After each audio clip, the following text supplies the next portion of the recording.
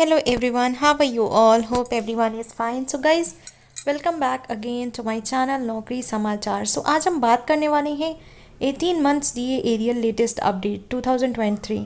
So 4320 plus 3240 plus 4320 rupees एक मुश्त होगा भुगतान. जानिए कब आएगा पैसा. सो क्या है ये प्राइस, क्यों मैंने यहाँ पे इस तरीके से प्राइस लिखा हुआ है, ये सब आपको बताने वाली हूँ. सो वीडियो को अंत तक ज़रूर देखिएगा. केंद्रीय कर्मियों का महंगाई भत्ता डीए अब बढ़ा दिया गया है. 4% की तेज़ी के साथ अब उनका महंगाई भत्ता 38% हो सकता है. अब उम्मीद की जा रही है कि 18 माह का बकाया महंगाई भत्ता भी मिल सकता है. वर्ष 2020 में डीए का बकाया रोके जाने पर सरकार की ओर से कोई ही पुख्ता जवाब अभी तक नहीं मिला है. बहुत लोग डीए को लेकर मांग कर रहे थे. कर्मचारियों और पेंशनरों की यूनियनों ने भी आंदोलन की चेतावनी दी है क्योंकि इसका अभी तक कोई भी समाधान नहीं हुआ है. पिछले महीने जेसीएम ने कैबिनेट सचिव को पत्र लिखकर एक बार फिर इस मुद्दे पर बात करने की अपील की है. इसके बाद ही सुप्रीम कोर्ट की एक टिप्पणी में कहा गया है कि कर्मियों के ड्यूटी के पैसे को नहीं रोका जा सकता है. ये बिल्कुल सही है क्योंकि हम किसी के मेहनत की कमाई को नहीं रोक सकते हैं. ये उनका हक है और अधिकार है और इस पैसे पर उनका पूरा मेहनत का कमाया हुआ उनका पैसा है. ज़रूर डीए एरियर्स उनको मिलना चाहिए. अब क्या है, जनवरी 2020 से 21 तक केंद्रीय कर्मचारियों का महंगाई भत्ता डियरेंस अलाउंस रोका गया था. हालांकि जुलाई 2021 से इसे एक साथ बढ़ाया गया, लेकिन रुकी हुई अवधि का पैसा अब उन्हें नहीं मिला.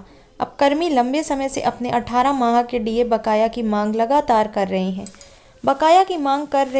पेंशन भोगियों ने डीएआर बकाया को प्रधानमंत्री मोदी से भी गुहार लगाई है. 18 माह के डीए एरियर को लेकर अधिकारियों से सीधे बातचीत करने का प्रयास किया जा रहा है. जेसीएम सचिव ने कहा कि अगर सरकार वार्ता से समझौता करना चाहती है तो इस संबंध में नवंबर में कैबिनेट सचिव के साथ बैठक की जा सकती है. हालांकि अभी तक सरकार की ओर से इसकी पुष्टि नहीं हुई है. जैसा कि कहा जा रहा था कि 1 मार्च को भी मीटिंग बिठाई जाएगी और उस पर कोई निर्णय लिया जाएगा. अभी तक कोई निर्णय नहीं निकल कर आया है. केंद्रीय कर्मियों को 18 महीने का डीए एरियर 18 मिल जाए तो बड़ा फ़ायदा हो सकता है. जेसीएम की राष्ट्रीय परिषद के शिव गोपाल मिश्रा के मुताबिक लेवल 1 कर्मियों का बकाया 11,880 रुपये से 37,554 रुपये है. वहीं अगर लेवल 13 7वें सीपीसी मूल वेतन मान की बात करें तो 1,23,100 से 2,15,900 रुपये या लेवल 14 वेतन मान के लिए गणना की जाती है. तो डीए एरियर 1,44,200 से लेकर 2,18,200 रुपये हो सकता है. ये कुछ डीए के अमाउंट्स हैं जो अलग अलग लेवल्स में कैटेगराइज किए गए हैं और अलग अलग कैटेगरीज के अकॉर्डिंग उनका डीए बन सकता है. पे ग्रेड के तहत कर्मचारियों को कितना पैसा मिलेगा, इस पर भी बात करते हैं. इन सभी का न्यूनतम ग्रेड वेतन 1,800 रुपये, स्तर 1 मूल वेतमान 18,000 रुपये से 56,900 तक है.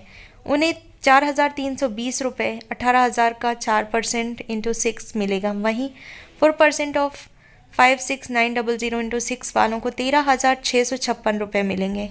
मूल वेतमान डीए बकाया 18,000 रुपये, 18,000 का 4% इंटू 6 4320 रुपीज़ 56,900 रुपये, 4% ऑफ 13,656 रुपये.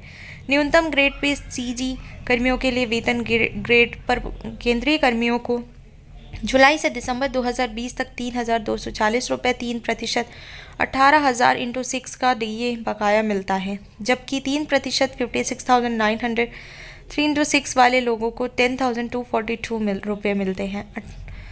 इसी तरह जनवरी से जुलाई 2021 के बीच डीए का बकाया 4,320 18,000 रुपये का 4% इंटू 6, वहीं 56,900 इंटू 6 का 4% 13,656 रुपये होगा.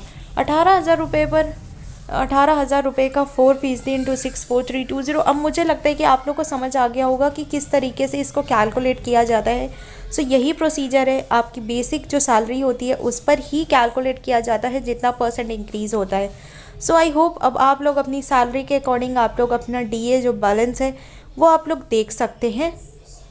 ये थी आज की एक महत्वपूर्ण जानकारी जो मैं आप लोगों को प्रोवाइड करना चाहती थी. गाइज़, आई होप आपको ये वीडियो बहुत अच्छी लगी होगी. तो प्लीज़ आप लोग चैनल को सब्सक्राइब कर लें. थैंक